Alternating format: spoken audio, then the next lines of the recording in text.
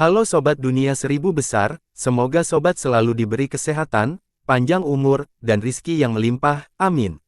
Sebelum masuk ke alur ceritanya, jangan lupa dukung channel ini ya dengan klik subscribe, like, komen, dan share, terima kasih. Mari kita lanjutkan perjalanan, Li Qiye. Akhirnya, seluruh awan mencair ke dalam aliran sungai, warnanya menetap angsur berubah dari cahaya bintang yang berkilauan menjadi putih susu. Hal ini berlaku bahkan pada udara yang mengalir dari sumbernya. Aliran udara tampak seperti awan yang mengambang, pengambil alihan total telah dimulai. Li Qiye tersenyum setelah berhasil melihat awan berasimilasi ke dalam sungai surgawi. Ledakan. Sebuah ledakan teredam terdengar dari bawah. Cahaya keemasan meledak tetapi tidak dapat dilihat dengan jelas karena cairan putih susu. Gemuruh. Dimulainya ledakan berikutnya terdengar seolah-olah bintang-bintang muncul di dasar. Riak-riak terbentuk di permukaan, membuatnya tampak seperti awan putih yang melayang di galaksi yang diombang-ambingkan oleh hembusan angin langit. Akhirnya, ledakan yang lebih dahsyat mengguncang seluruh aliran sungai. Cercik, sesuatu berwarna emas muncul dari udara. Sinarnya menyerupai rambut dewa matahari, berkilau dan terang namun tidak terlalu menyilaukan. Ternyata itu adalah bintang dengan dua lengkungan yang tampak seperti sepasang mata dan alis. Rupanya terbuat dari emas murni, memancarkan sinar dan partikel disertai dentingan logam yang menyenangkan. Percikan, awan putih pun ikut keluar dari udara. Bintang itu tampak marah dan menyemburkan udara surga ke awan seperti anak kecil yang marah. Awan itu menghindari arus dan tampak senang dengan dirinya sendiri. Sudah keluar, luar biasa, itulah alasan kamu menjadi bos. Li Qiye mengacungkan jempol pada awan. Awan senang dengan pujian itu, dia melirik Li Qiye dan bintang itu sambil merasa bangga. Bintang itu menatap Li Qiye, menyadari bahwa dialah pelakunya dan sepertinya ingin menghajarnya. Percikan, ia mengirimkan aliran udara ke arah Li Qiye namun ia dengan mudah menghindarinya. Ia terus mencoba lagi, ingin wajahnya mengenai. Sayangnya, ia tidak punya masalah menghindar dan tersenyum, jangan marah sekarang, ini pertemuan pertama kita harus berteman. Bintang itu melorot, tidak berniat berteman dengan tamu tak diundang itu. Awan itu muncul di hadapan bintang dan dibangunkan dengan angkuh seolah-olah menjadi teman adalah suatu kehormatan. Bintang itu tidak menahan diri dan menyemprotkan aliran udara keemasan, mengirimkan awan putih beterbangan sebelum tercipta dengan bangga. Awan itu tidak menunjukkan tanda-tanda kelemahan dan tampak meletakkan tangan di pinggul, marah dan tidak ingin kalah. Hei, jarang sekali kita bertemu seperti ini. Sudah lama sekali kamu tidak bertemu dengan seseorang. Kenapa tidak duduk dan menjulur sebentar, saling mengenal lebih jauh? Li Qiye tersenyum. Bintang itu meleleh ke arahnya. Kalau saja dia bisa bicara, suara yang keluar pastilah denusan yang sangat mengejek. Jangan seperti itu. Li Qiye berkumpul sambil tersenyum, lihat, kau di sini sendirian selama ini tanpa seorang teman pun. Aku membawakanmu satu hari ini, yang lain dengan latar belakang yang sama denganmu di dunia fana, kalian pada dasarnya adalah keluarga. Bintang itu melirik ke arah awan, tidak bermaksud menganggap awan itu sebagai keluarga dan hanya menampilkan rasa jelek. Awan itu melontarkan pandangan menghina yang sama seolah berkata, kamu pikir kamu siapa? Li Qiye terkekeh setelah melihat keduanya dan memadatkan dao agungnya, menjelajahi alam primordial dan mengeluarkan saripati primordial semanis madu.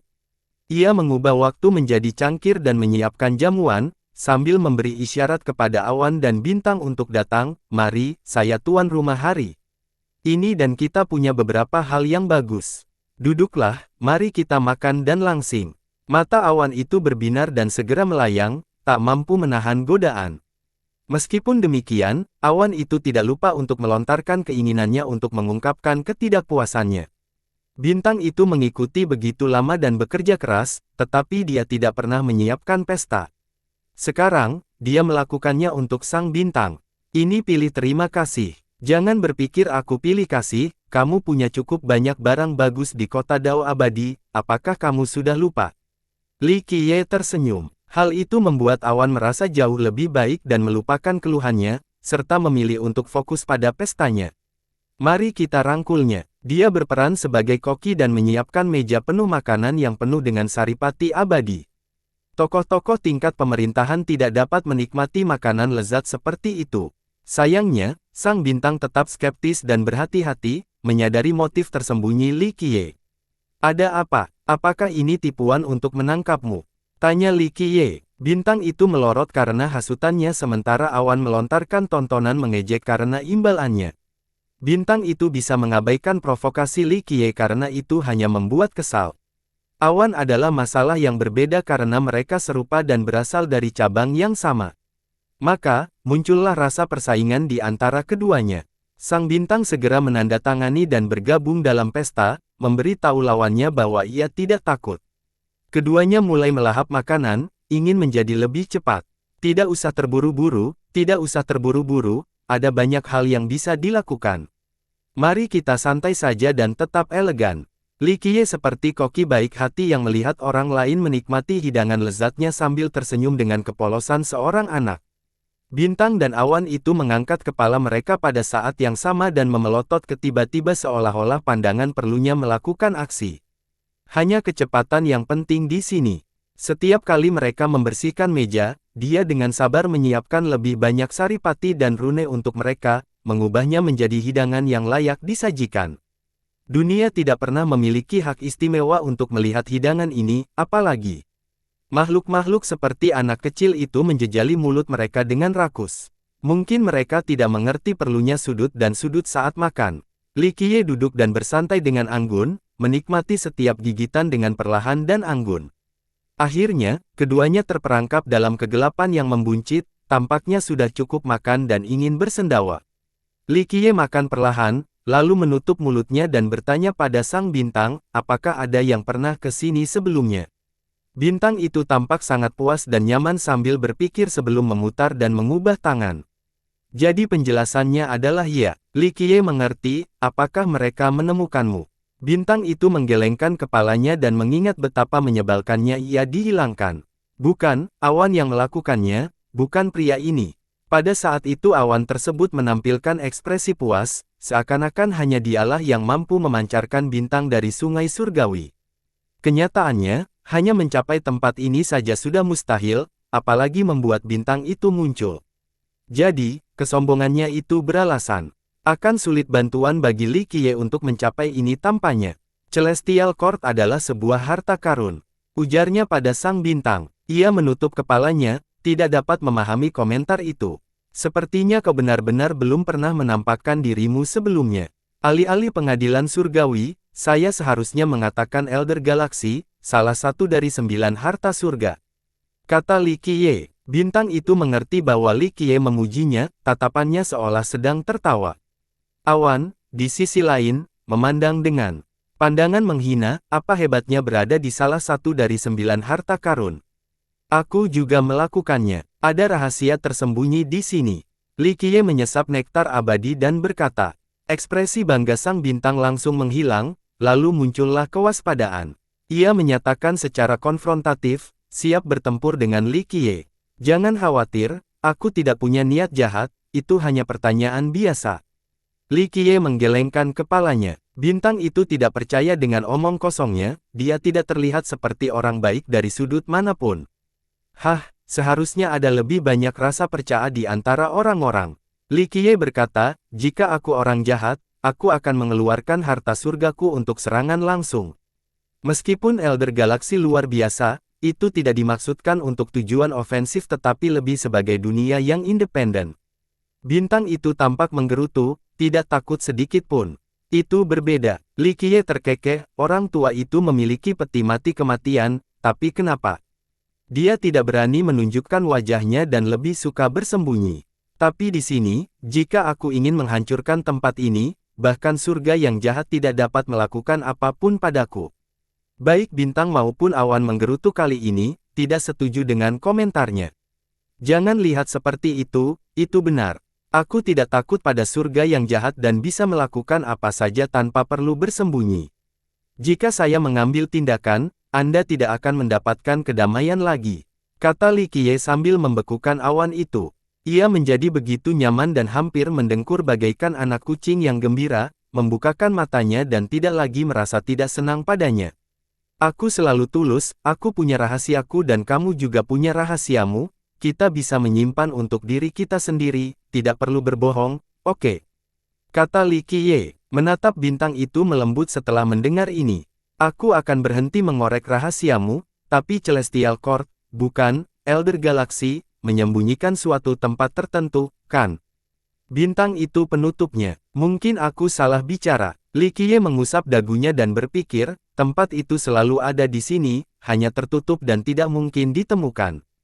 Namun, seseorang tahu bahwa dia telah menempatkan beberapa orang di sana.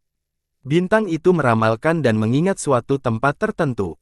Menurutku ada segelnya, tapi tidak sepenuhnya. Tempat itu pada dasarnya dilindungi dari yang lain dan hanya memiliki satu lubang. Akhirnya tempat itu berevolusi menjadi dunia kecil, benar kan? Li Qiye tersenyum. Bintang itu memikirkan masalah itu, mungkin sambil mengerutkan kening. Setelah beberapa saat, dia mengangguk setelah memikirkan tempat seperti itu.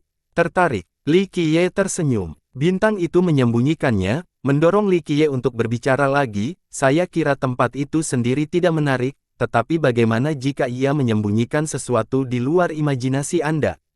Ia memikirkannya lagi, tetapi berakhir dengan penolakan karena tidak ada lagi yang penting. Ini mempengaruhimu, tahu, mengapa seseorang memilih tempat itu untuk menyembunyikan sesuatu?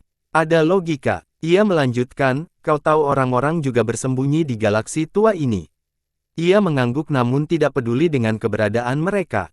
Tidak apa-apa kalau kamu tidak peduli dengan beberapa penyewa, tapi bagaimana kalau mereka berniat jahat, melakukan sesuatu yang tidak ingin diketahui orang lain? Dia berkata, karena ini terjadi di Elder Galaxy, sebaiknya kamu setidaknya memeriksanya. Ia masih belum mempercayainya namun setuju dengan sentimen tersebut. Jangan lihat seperti itu. Dia mengangkat bahu dan berkata, seperti yang kau lihat, aku tidak melakukan sesuatu yang jahat, aku jelas tidak menyerang dengan harta surga. Ia melirik sekilas seolah berkata, kau pikir kau bisa melakukan apa saja di sini? Dia mengelus awan itu dan berkata, menurutmu, apakah kita harus menangkapnya dan menyegelnya untuk selama-lamanya? Awan itu segera berdiri, tampak bersemangat mencoba seperti anak kecil yang telah ditipu. Bintang itu pun menjadi terganggu dan melangkah maju, berkilauan dengan cahaya bintang. Baiklah, baiklah. Dia menarik awan itu kembali dan mengelusnya lagi, menyebabkan awan itu menutup mata dan rileks. Maksudku adalah kita tidak perlu mengucapkan reseptif dan sopan kepadamu. Membunuhmu jauh lebih mudah. Lanjutnya, ia mengernyit setelah mendengar ini. Dia menyesap nektar lagi dan tersenyum, orang-orang ini hanya orang yang lewat. Elder Galaxy sudah ada sejak lama dan Anda sudah melihat banyak pengunjung sebelumnya, mereka tidak sesuai dengan waktu atau energi bintang sebesar Anda. Rupanya ia menutupnya ke atas, mendapati kata-katanya lebih menyenangkan dari sebelumnya. Selain orang-orangnya, rahasia dan rencana di sana mungkin juga tidak sesuai dengan waktu kita. Namun, bagaimana jika tempat itu berisi rahasia dan misteri utama Elder Star? Katanya, karakter, kerugian, tertulis jelas di wajah bintang itu. Kau tidak berpikir itu mungkin. Aku yakin kau percaya bahwa misteri itu sudah dapat dicapai dari Sungai Surgawi, itulah sebabnya pengadilan surgawi dapat mengendalikan harta karun itu. Katanya, dia mengangguk tanda setuju. Menurutku tidak, mereka hanya memahami sebagian saja. Kedalaman sejati atau hakikinya masih belum terjangkau. Menatap mata menjadi dalam, 9 harta surgawi adalah artefak hakiki, jika mereka begitu mudah dipahami, leluhur Dao tua itu pasti sudah melakukan sesuatu. Ia sungguh-sungguh mempertimbangkan sudut pandangnya. Itulah sebabnya aku yakin ada lebih banyak misteri yang belum diketahui. Orang lain memperhatikan ini tetapi tampaknya memiliki rencana lain alih-alih menyelidikinya. Dia mengusap dagunya. Ia menutup kepalanya dan setuju. 9 kata dan 9 harta karun itu pasti lebih dari sekedar ini, kan? Dia menatap awan itu dan bertanya. Dia mengangguk tanda setuju sepenuhnya. Apa arti dari Elder Galaxy? Dari mana asal kata itu? Menelusuri hal ini tidak mudah, Celestial Court telah melakukan pekerjaan yang hebat selama mereka di sini, tetapi mereka masih memiliki jalan yang panjang. Bukankah lebih baik kita pergi melihat tempat itu untuk mengetahui lebih banyak? Dia menyimpulkan dan memasukkan mata pada bintang itu. Ia melirik Li Qiye dan Sungai Surgawi, tampak ragu-ragu. Khawatir tentang keselamatan Anda setelah pergi atau hanya enggan untuk pergi. Tetapi jika Anda tidak menjelajah, bagaimana Anda akan mengetahui tentang dunia yang berbeda di luar sana? Ia menyatakan, dengan kemampuan Anda yang luar biasa, Anda dapat menjelajahi zaman dengan bebas, tidak ada apapun di dunia ini yang dapat menghalangi Anda. Ia menyentuh awan itu dan berkata, lihat, ia keluar dan sedang bersenang-senang, datang dan pergi kapanpun ia mau, sama sekali tidak sulit. Bintang itu tampak melayang sementara awan mengangkat dagunya, mengekspresikan kehidupan hebat yang dijalaninya di dunia luar. Kita hanya akan melihat-lihat saja, itu saja. Lanjutnya, jika Anda tidak merasa senang, Anda selalu dapat kembali ke sungai ini tidak akan pergi kemanapun. Ia tidak dapat menghilangkan perasaan ingin menjelajah setelah mendengar ini. Mungkin kita akan mendapat manfaat dari tempat ini setelah perjalanan ini. Li Qiye tidak memberi waktu kepada bintang itu untuk berpikir. Sayang, aku tetap berhati-hati terhadapnya. Dia pergelangan tangan dan bertanya pada awan, tidakkah ekosistem aku orang baik? Awan itu, entah jujur atau tidak, mengangguk berulang kali bagaikan ayam yang mematuk biji-bijian. Bintang itu mengerutkan penuh. Pelanggaran pada si penjilat. Elder Galaxy adalah rumah bagi para kakek tua yang tidak pernah mati, ini sudah menjadi tradisi, hampir sejak zaman dahulu. Kebanyakan orang memilih tempat ini untuk bersembunyi, bukan untuk menyimpan barang dan pergi. Itulah mengapa kasus ini istimewa. Li Qiye menjelaskan lebih lanjut. Epoch datang dan pergi, Trinity dapat dihancurkan menjadi abu, sama halnya dengan Seven Knights milikku. Namun, Elder Galaxy akan terus berlanjut kecuali jika dihancurkan dengan paksa, itu hampir mustahil, bukan? Ia mendapat tanggapan dari sang bintang dengan pernyataan ini. Itu rumahmu, dan tamu-tamu itu pada akhirnya akan pergi. Katanya, tapi bagaimana kalau ada yang menemukan cara untuk tinggal lebih lama, dan akhirnya bertahan sampai cukup kuat untuk mengusirmu? Ia menjadi marah setelah mendengar kemungkinan ini. Itu hanya hipotesis, tapi masuk akal. Li Qiye berkata, tentu saja, aku bisa bertanya sendiri, aku hanya harus tinggal di sini untuk waktu yang sangat lama. Itu seperti mencari jarum di tumpukan jerami, tetapi jarum itu masih ada di sana, hanya masalah waktu. Ia muncul dan melihat ke arah lain. Saya bukan orang yang memaksa orang lain untuk melakukan sesuatu, saya akhirnya bisa menemukan tempat itu bersama para kakek tua yang tidak pernah mati. Dia kemudian menawarkan, tetapi untuk itu, saya butuh tempat tinggal dalam jangka panjang.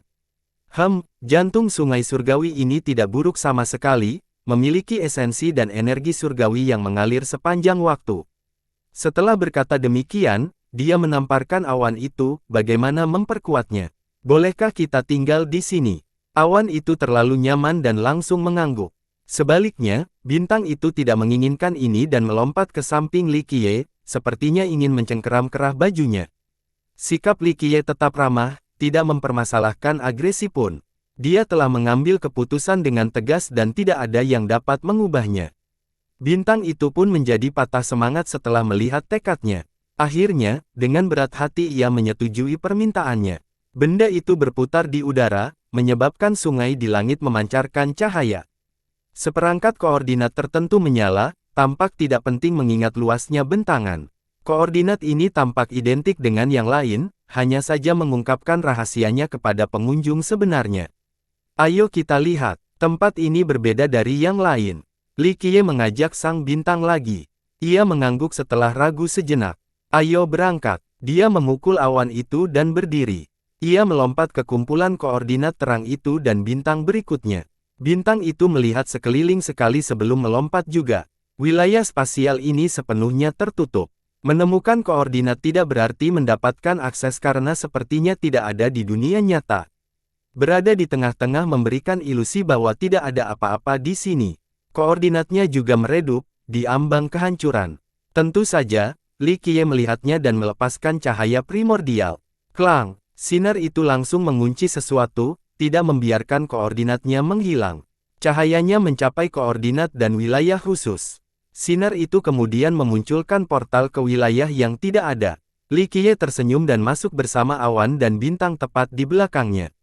Ketiganya disambut dunia dengan pegunungan hijau dan pepohonan hijau yang rimbun.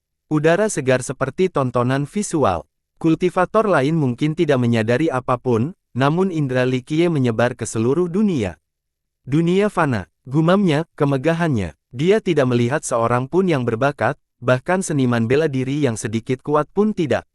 Konsep yang dibayangkan sepertinya tidak ada di dunia ini. Ada yang aneh. Dia juga merasakan kurangnya kekuatan Dao dan esensi duniawi.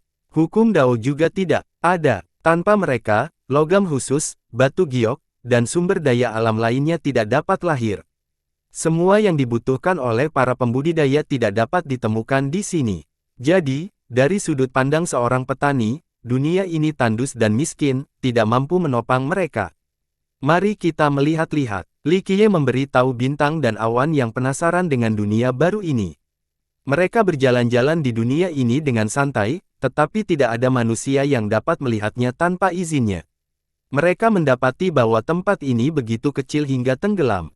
8 desoles dan 6 benua sangat besar. Satu wilayah memiliki ribuan sekte dan kerajaan. Para master tingkat atas kesulitan menjelajahi dunia tanpa bantuan portal dan gerbang. Dunia ini hanya sebesar kerajaan kecil dari 8 desoles. Jumlah penduduknya proporsional. Meskipun demikian, manusia tidak mempunyai masalah untuk tinggal di sini dan tidak mengetahui bagaimana caranya. Segala hal yang berhubungan dengan jalur Dao sepertinya tidak ada. Tidak ada pembudidaya yang ingin tinggal di sana karena tempatnya menyerupai penjara neraka. Di sisi lain, tempat itu memiliki cukup makanan untuk manusia. Tidak ada persaingan dan bencana, orang-orang hidup dengan pintu yang tidak terkunci dan tidak mengambil uang di tanah. Dunia yang aneh seperti itu, surga bagi manusia, tertutup dan tersembunyi. Master-master papan atas dapat terbang dengan koordinat ini tanpa menyadari keberadaannya. Tempat ini sederhana karena jumlah penduduknya hanya sekitar 1 juta orang. Setiap manusia dapat melacak asal-usul mereka hingga ke titik di mana mereka semua masih berkerabat. Tetangga saling mengenal dan tradisi yang diwariskan dari generasi ke generasi. Tanahnya cukup subur sehingga kelangkaan pangan bukan masalah. Kedamaian dan kemakmuran menjadikan tempat ini utopia. Saat Li Qiye mengamati dunia yang sederhana ini, dia menemukan sesuatu yang aneh di sana. Dia telah mengunjungi banyak alam sebelumnya dan tidak pernah bertemu tempat yang tidak memiliki kekuatan Dao dan esensi duniawi. Ada satu hal yang disampaikan di atas tetapi itu karena para kakek tua memberikan segalanya. Itu tidak berarti bahwa tempat itu tidak pernah memiliki Dao dan energi. Ini akan mengingatkan semua orang pada Momentos Frontier, surga lain bagi para mortal. Namun, tempat ini dilindungi oleh para dewa dan berbagai hal yang ditujukan untuk dunia gambut tersedia. Kalau seorang amatir dilempar ke sini, mereka akan menjadi gila karena kekurangan obeng. Apakah kalian berdua merasakan betapa anehnya tempat ini? Siapa yang melakukannya? Li Qiye tersenyum. Mereka peka terhadap Dao dan misteri, dan juga mampu merasakan sumber Dao. Namun, mereka tidak merasakan apapun seperti Li Qiye. Perbatasan penting dilindungi oleh para dewa, siapa yang melindungi tempat ini? Dia mengusap dagunya. Keduanya terdiam. Apakah kamu tahu? Li Qiye bertanya pada bintang itu. Ia melihat sekeliling dan kesepakatan, dunia ini benar-benar berbeda dari yang diharapkan. Ada masalah, semacam rencana. Mata Li Qiye bertambah. Ada yang datang sebelumnya, yang mengakibatkan populasi manusia menjadi fana. Apa tujuannya? Dia menatap tempat ini dan dapat mengetahui bahwa pengunjung tersebut tidak menggali dunia. Mengapa manusia ditinggalkan di sini? Untuk tujuan apa? Li Qiye tidak punya jawaban. Awan dan bintang menatapnya seolah berkata, kamu tidak tahu. 9 dunia itu memiliki tempat yang sama, tetapi itu dimaksudkan untuk bersembunyi. Keduanya mengandung untuk bersembunyi, tetapi tidak. Dia berkata, menyembunyikan manusia-manusia ini. Hal ini tampaknya tidak cocok karena prosesnya pasti sulit.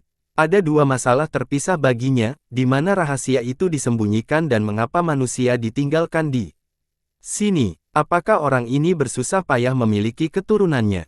Tidak, dia melihat sekeliling dan melihat tidak adanya garis keturunan yang bersatu. Jika garis keturunan seperti itu ada, dia pasti akan dengan mudah menyadarinya. Mereka adalah manusia biasa, bukan keturunan seorang kompeten yang kuat. Aku akan menghitungnya. Dia perlahan melayang ke atas dan mengangkat satu tangan, mengirimkan energi primordial ke seluruh dunia ini. Dia dapat melihat semua hal itu dalam genggamannya, yang mampu membawa kematian kepada siapapun yang fana dengan kemauannya. Ini menjadi sarang semut. Semut-semut tidak tahu bahwa ada eksistensi tertinggi yang melayang di atas dengan kendali penuh atas nasib mereka. Dia bisa menghancurkan segalanya dengan satu pikiran, sebuah kenyataan yang dapat menyebabkan mereka berteriak ngeri.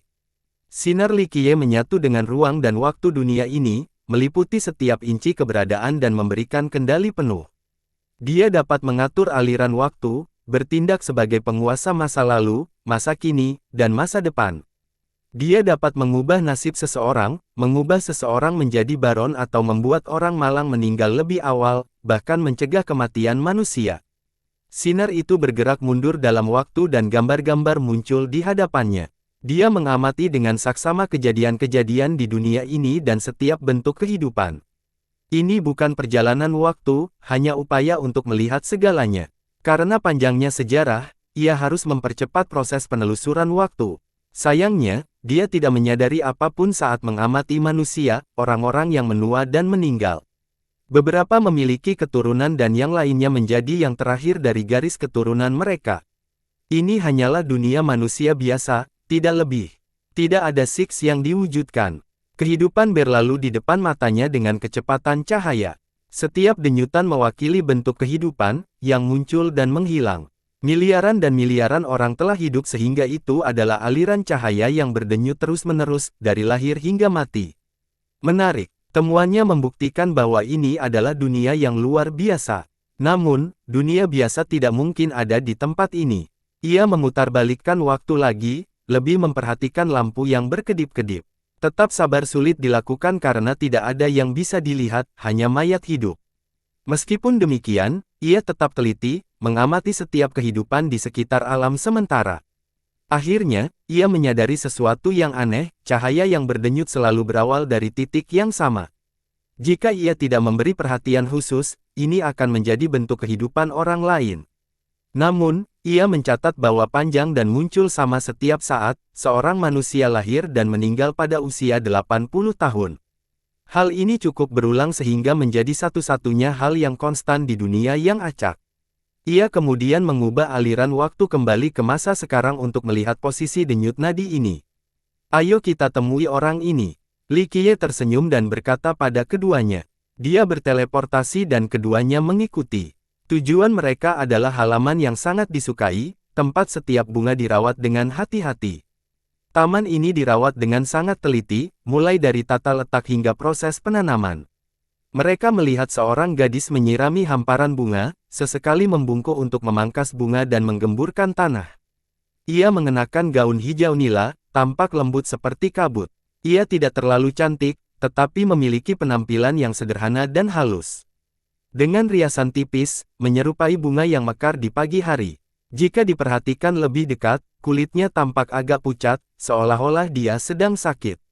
Namun, senyumnya yang lembut dapat meluluhkan hati dan mengusir penyakit. Tumbuhlah dengan baik, kamu sangat kuat. Dia menamparkan lembut tanaman kecil itu sambil tersenyum. Kamu juga kuat. Li Qiye berkomentar. Kau adalah kau. Dia melangkah mundur dan berseru karena terkejut. Namun, dia melihat bahwa itu hanyalah seorang pemuda biasa tanpa sedikit pun niat jahat. Dia menghela napas lega dan melihat awan dan bintang sebaliknya. Aku hanya lewat saja. Li Qiye tersenyum. Jadi ya, kamu membuatku takut. Linger membungkuk sedikit pada Li Qiye sambil menatap kedua orang itu dengan rasa ingin tahu. Mereka pun tertarik padanya, berputar-putar beberapa kali seolah-olah memeriksanya dari atas ke bawah. Apakah ini nyata? Dia tak dapat menahan keinginan untuk menyentuh awan dan bintang itu. Mereka tidak menolak ajakannya karena rasa ingin tahu mereka. Bintang dan awan, tanyanya polos. Mereka nyata. Li Qiye tersenyum. Itu luar biasa. Linger menampilkan senyum seindah bunga. Bintang dan awan itu mengitarinya sebentar sebelum kembali ke Li Qiye. Keduanya memandang dan sepertinya telah menentukan sesuatu. Li Qiye menamparkan nepuknya dan berkata, sepertinya kita telah menemukan tempat dan orang yang tepat. Apakah kamu seorang yang abadi? Linger tidak dapat menahan diri untuk bertanya, matanya dipenuhi antisipasi dan kepolosan. Kenapa begitu? Dia tersenyum. Hanya orang abadi yang bisa berteman dengan awan dan bintang. Katanya, aku bukan dewa, dan makhluk abadi tidak ada. Dia menggelengkan kepalanya. Dia tetap skeptis dan menatap keduanya, lalu bagaimana mungkin mereka berdua mengikuti kalian? Takdir, dia tersenyum. Nasib macam apa? Bagaimana aku bisa melakukan hal yang sama? Tanyanya penasaran. Mungkin kamu sudah memilikinya. Dia menampilkan senyum misterius. Aku sudah memilikinya. Dia tidak mengerti tapi tetap ingat untuk bertanya, duduk dan menyiapkan teh untuknya. Dia duduk dan menyesapnya. Rasa penasarannya tak kunjung datang padam saat dia bertanya, "Bangsawan muda, siapakah dirimu kalau bukan seorang yang abadi?" "Sama seperti kamu, orang biasa," katanya. Bintang dan awan menimbulkan kecurigaan karena berbohong. Jadi, dia melihatnya, menyadari bahwa ini akan menjadi kenyataan jika bukan karena dua teman aneh itu. "Menurutku sama sekali tidak seperti itu, bangsawan muda." Akhirnya dia menyimpulkan setelah berpikir sejenak. "Kenapa begitu? Aku tidak punya 3 kepala dan 6 lengan," jawabnya sebelum meniup tehnya agar dingin. "Yah, aku tidak bisa menjelaskannya, hanya intuisiku." Dia menggelengkan kepalanya. "Lalu bagaimana denganmu?" tanyanya. "Tentu saja aku hanya orang biasa," jawabnya singkat. "Biasa dalam hal apa?" Selanjutnya, dia menyentuh dagunya sambil menjawab, "Saya diadopsi oleh orang tua saya saat masih bayi dan tidak pernah meninggalkan tempat ini, saya sudah tinggal di sini selama ini." "Kenapa kamu belum pergi?" tanyanya. "Konstitusi saya lemah." Dia merasa rileks saat berbicara seolah-olah mereka adalah teman baik. "Apakah kamu sudah berpikir untuk bepergian?" tanyanya. Dia butuh waktu sebelum menjawab, "Saya merasa seperti telah melakukan perjalanan jauh dan mengunjungi banyak tempat." "Apa yang membuatmu berkata begitu?" Dia tersenyum. Dia mengetuk pelipisnya, tampak merasa gelisah, "Entahlah, tapi rasanya seperti aku telah mengunjungi banyak tempat dalam mimpiku, tapi rasanya terlalu nyata untuk sekadar mimpi. Lebih seperti kenangan yang terkubur dalam-dalam." Katanya, "Kadang-kadang kenangan itu muncul kembali." "Ya, teruslah seperti itu." Ia merasa seolah telah menemukan belahan jiwa setelah mendengar ini, "Itu sangat nyata, tidak seperti ilusi atau mimpi. Hanya saja aku tidak dapat mengingat apapun. Melintasi ruang dan waktu," katanya. "Ruang dan waktu." Komentar ini membingungkannya karena dia hanyalah manusia biasa. Rasanya seperti mengalami beberapa kehidupan tergambar. Dia tersenyum. Dia mengangguk beberapa kali dan berkata, "Aku sudah sampaikan hal ini kepada orang tuaku, dan mereka bilang aku hanya bermimpi. Mungkin sebagian pengalamanmu berasal dari kehidupan masa lalumu." Jawabnya. Dia berdiri di sana dengan memotret karena ditampilkan hanyalah sebuah kepercayaan di dunia fana, tidak lebih. "Reinkarnasi itu nyata?" tanyanya dengan ragu. "Reinkarnasi mungkin tidak nyata, tetapi hal-hal tertentu dapat diwariskan." Ucapannya dengan ekspresi serius. "Apa maksudmu?" Dia menjadi penasaran. "Contohnya, seekor anjing laut." Dia terdiam sebentar sebelum mengalihkan pandangannya. "Saya tidak mengenalnya," katanya. "Anda pernah membaca kisah tentang orang abadi? Mereka dapat memunculkan segel yang mampu bertahan dalam siklus yang tak berujung, dan mereka memiliki berbagai efek lainnya." Ia menjelaskan lebih lanjut. "Begitu ya." Dia mendengarkan dengan perasaan campur aduk antara mengerti dan bingung. Kedengarannya seperti kisah surrealis dari legenda. "Anda mungkin merasa telah mengunjungi banyak tempat, tetapi kecil kemungkinan Anda telah melakukannya." Lanjutnya, dia berdiri di sana dalam diam, memikirkan pengalamannya.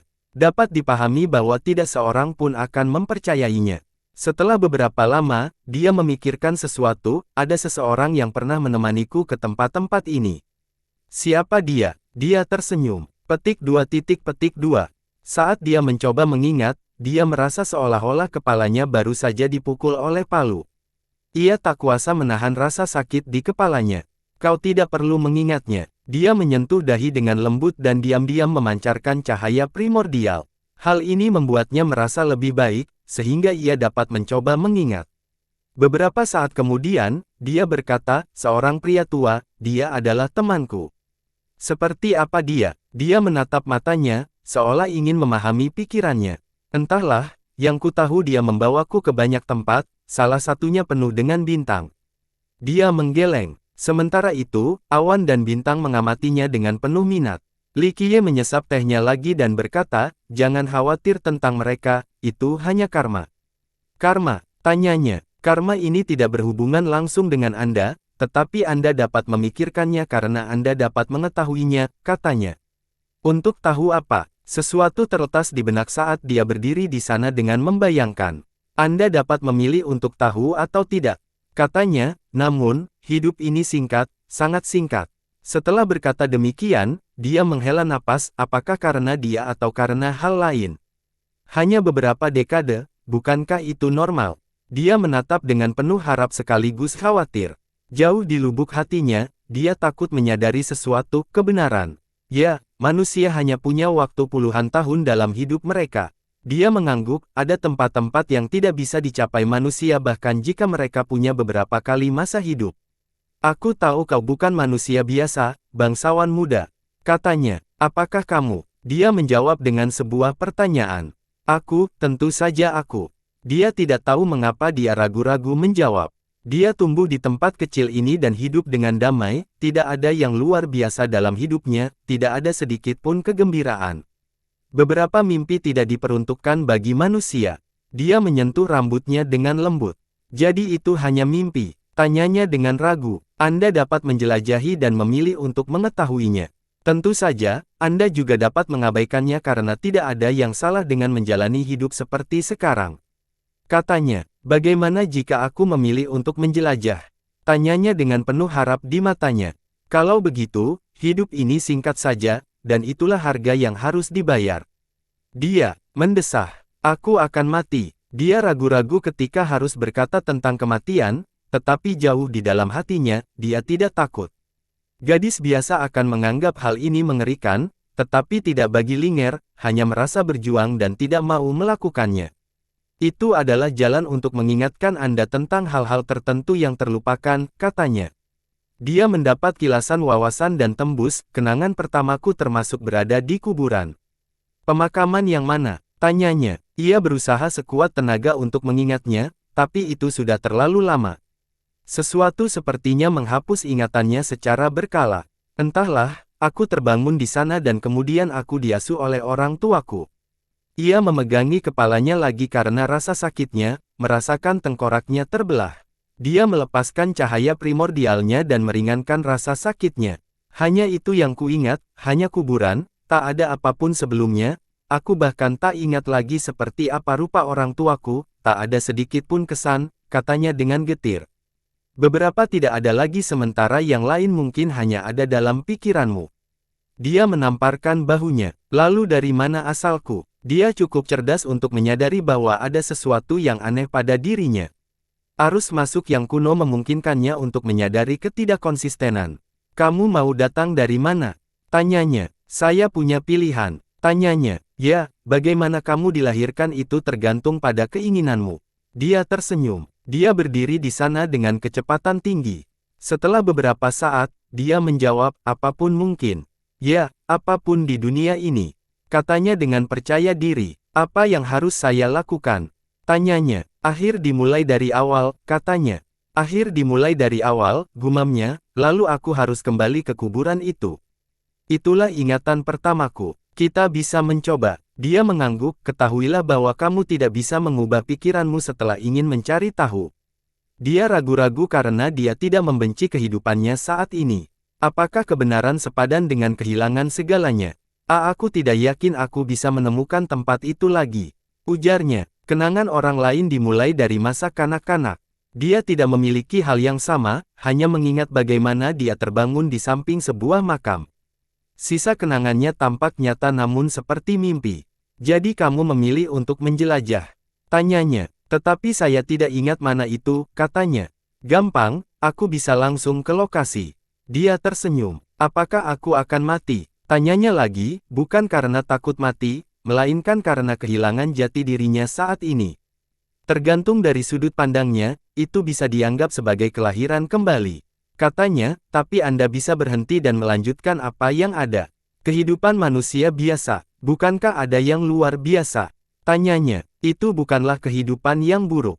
Dia tersedak. Bagaimana kabarmu, bangsawan muda? Tanyanya, jalan yang kutempuh tidak ada ruang untuk penyesalan, itu adalah pilihanku. Kata Li Qiye kepada Linger. Dia menatap lurus sambil memikirkan kemungkinan-kemungkinannya. Mungkin kehidupan fananya adalah 1000 lagu tetapi hanya satu melodi. Saya setuju. Dia menarik napas dalam-dalam dan berkata, "Apa yang membuatmu mengambil keputusan ini?" Tanyanya, "Aku melihat bintang-bintang, dan aku harus melihatnya lagi." Dia mengepalkan dan mengepalkan tangannya. Setelah melihat ekspresi tegasnya, dia mendesah pelan, "Melihat bintang-bintang dan sekarang matamu dipenuhi olehnya. Mari kita mulai, ketahuilah bahwa hasilnya mungkin tidak seperti yang kamu harapkan." "Saya tetap setuju." Dia menarik napas dalam-dalam. Hukum primordial yang menyerupai ular roh melilit ujung kuku yang terangkat. Meletus. Suara itu memasuki dahi, menyebabkan gemetar. Lautan kesadaran manusia seharusnya sangat kecil. Dalam kasus ini, hukum telah meruntuhkan banyak penghalang. Krak, pikirannya, di sisi lain, sangat besar dan berisi kenangan yang tak terhitung jumlahnya. Gambar-gambar muncul, baik yang realistis maupun yang seperti mimpi. Dalam satu adegan, dia adalah seorang gadis bangsawan yang kaya. Di adegan lain, dia hanyalah seorang putri miskin dari seorang penebang kayu. Di adegan ketiga, dia duduk di atas tahta sebagai seorang permaisuri. Berdengung, pikirannya terbuka sepenuhnya, mengungkap semua kenangan yang tersembunyi. Berdengung, gelombang emas keluar dari dada dan sebuah segel muncul. Segel itu tidak tercetak di kulitnya, melainkan di kehidupannya sendiri. Jika terjadi kerusakan fisik dan kematian, segel itu masih bisa mengembalikannya. Bentuknya menyerupai bulan purnama dengan lubang di tengahnya yang bergerigi mirip duri, sepertinya ini merupakan simbol yang unik. Ia menyentuhnya dan benda itu mulai berputar, seolah terbangun dengan kekuatan untuk menegakkan keabadian. Segel abadi, dia mendesah, mendapatkan lebih banyak informasi tentang masalah ini. "Aku tahu di mana itu." Dia membuka matanya dan air mata mengalir di pipinya. "Ini adalah pengorbanan untuk menemukan kebenaran, dan ini permulaan baru. Apakah kamu masih ingin melanjutkan?" Dia menyeka air matanya dan berkata, "Saya bersedia." Entah bagaimana dia lebih menjadi pantang menyerah, tidak lagi menjadi gadis lemah seperti beberapa saat yang lalu. Dia mengangguk dan tidak lagi mencoba menghentikan. "Apakah semuanya benar?" tanyanya. "Ya," dia mendesah dan mengangguk. "Jadi, ini ditayangkan di dunia fana itu?" tanyanya lagi. "Kematian sejati tidak akan bereinkarnasi, itu hanya sebuah konsep. Namun, ada metode dan harta yang mampu melekatkan seseorang di dunia." Katanya, "Mengapa aku yang dipilih?" Dia tidak mengerti. "Mungkin bukan karena niat jahat, mungkin karena cinta," katanya tulus. "Cinta." Pikirannya melayang ke tempat lain sejenak setelah mendengar ini. "Apakah dia, lelaki yang membawaku melihat bintang-bintang?" gumamnya. Dia mengangguk lagi. "Apakah aku bisa mendiskusikannya?" Dia menatap Li Qiye. "Asalkan dia setuju," katanya. "Maukah kau membantuku mendiskusikannya?" tanyanya. "Jika itu keinginanmu, kau tak akan membutuhkanku, hanya dirimu yang sudah cukup." Dia menyentuh dahi dengan lembut. Dia terdiam sejenak sebelum berkata kepadanya, "Aku tahu di mana itu, aku akan menunjukkannya kepadamu." Rombongan itu kemudian menuju ke pemakaman. Tempat itu tidak jauh dari rumahnya, tetapi jaraknya tidak mungkin ditempuh oleh manusia biasa. Kelihatannya dataran itu mengelilingi gunung dan sungai, meliputi kuburan. Tidak ada hiasan dan dekorasi yang mahal, hanya sebuah lempengan batu nisan yang belum dipol. Linger seperti tersambar petir saat melihat makam itu karena huruf-huruf yang terukir di sana, Linger.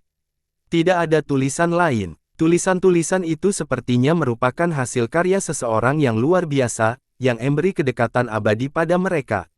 Meskipun dia telah mempersiapkan diri secara mental, melihatnya secara langsung tetap saja membuat terkejut. Ini kuburanku." Jari-jarinya gemetar saat menyentuh karakter-karakter itu. Jika dia dikubur di sini, bagaimana mungkin dia masih hidup? Apakah dia hanya hantu? Mengapa aku ditinggal sendirian di sini untuk bereinkarnasi berulang kali? Dia bekerja. Orang yang menguburmu di sini tidak ingin kau sendirian, tapi ini adalah satu-satunya tempat yang bisa menguburmu. Li Qiye menghiburnya dan menamparkan kepalanya dengan lembut. "Mengapa dia tidak datang untuk tinggal bersamaku?" Dia tidak dapat menahan tangisnya. "Karena dia tidak bisa." Li Qiye menghela nafas. Kenapa tidak?" gumamnya. Li Qiye tidak menjawab kali ini karena bukan dia yang melakukannya. "Jika memang benar, aku hanya ingin hidup satu kali saja, itu sudah cukup." Ia membekukan makam itu. "Tetapi ada seseorang yang ingin kau hidup selamanya, mungkin dengan cara apapun." Li Qiye menunjukkan sedikit emosi saat melihat makam itu. Dia menghela nafas sambil menatap kuburan itu dan langsung bertanya kepadanya, aku ingin menggali, apakah kamu setuju? Petik 2. Dia tidak menjawab. Ini adalah awal dari dirimu dan segala sesuatu lainnya, ini juga merupakan tempat yang harus aku cari. Pengungkapannya, apa yang kau cari, bangsawan muda? Hal ini mengalihkan perhatiannya dari keadaannya. Sesuatu yang penting dan tidak diketahui oleh seluruh dunia, tetapi memang ada. Katanya, apakah ini harta yang sangat mahal? Tanyanya, tentu saja, benda itu mudah ditemukan. Benda itu belum pernah terlihat sebelumnya dan merupakan harta karun surgawi. Dia menggelengkan kepalanya. Harta karun surgawi. Dia tidak mengerti maknanya, apakah kamu akan pergi setelah mendapatkannya? Matanya mengatakan bahwa dia tidak ingin dia pergi. Saya hanya seorang pejalan kaki dan tidak berniat tinggal di sini sejak awal. Dia menginginkan rambut lembutnya. Jadi, dia menundukkan kepalanya, tampak kecewa. Kita mungkin masih bisa bertemu lagi, hanya saja kamu tidak menjadi dirimu sendiri lagi. Katanya, aku tidak akan menjadi diriku sendiri. Dia melirik ke arah makam dan bertanya, aku akan mati sekarang. Ia berhenti sejenak sebelum menjawab, Anda luar biasa, kematian punya konsep yang berbeda untuk Anda bisa menjadi abadi. Pada akhirnya, keputusan ada di tangan Anda tentang bentuk yang Anda ambil dan seperti apa Anda nanti. Saya tidak yakin apa yang harus saya lakukan. Ia meminta petunjuk. Itu pertanyaan yang hanya bisa kamu jawab. Dia menggelengkan kepalanya. Jadi ya, dia punya banyak pertanyaan tentang masa depan. Aku akan segera memulainya, apakah kamu siap menghadapinya? Tanyanya dengan nada serius. Bangsawan muda, saya siap. Dia melirik ke arah makam dan menarik napas dalam-dalam, lalu mengangguk. Dia mengangkat tangan dan menyebabkan ledakan keras. Seluruh makam mulai melayang ke atas. Ambil kembali. Retakan besar muncul dari tengah saat tanah pecah. Akhirnya, sebuah makam menjulang tinggi muncul dari bawah, meninggalkan mulut Linger dengan lebar ternganga. Dia belum pernah melihat bangunan sebesar itu sebelumnya, ini di luar skala apapun di dunia fana ini. Upaya gabungan dari kerajaan tidak dapat membangun sesuatu sebesar ini. Mereka tampak seperti serangga saat menatap makam yang gelap gulata. Seluruh benda itu tampak seperti satu bagian, tidak terbuat dari blok-blok yang terpisah. Ketukan kecil di permukaannya menghasilkan suara yang berbeda jika terbuat dari logam atau batu. Suara renyahnya bergema seolah-olah bahan itu memiliki banyak lubang di dalamnya. Meski begitu, benda itu terasa sangat berat. Sepotong kecil saja sudah terlalu berat untuk diangkat siapapun. Betapa hebatnya, sebuah bintang dimurnikan dan ditempa menjadi besi bintang malam ini. Ucap Li Qiye, ini bukan bintang sembarangan, melainkan bintang yang memiliki kedekatan khusus dengan bintang-bintang malam. Ini adalah hasil kerja seorang pengamat yang luar biasa. Di mana pintu masuknya? Tanyanya karena tidak ada jalan masuk yang jelas ke makam itu. Namun, dia merasakan sesuatu yang mengejutkan. Sensasi yang familiar muncul seolah-olah dia pernah berada di sini sebelumnya. Ketika dia sampai di tempat yang tepat, dia menyentuh dinding, menandai gerbang yang terang benderang. Sayangnya, mereka tidak bisa masuk karena gerbang itu ditutup dengan hukum transformasi yang tak ada habisnya.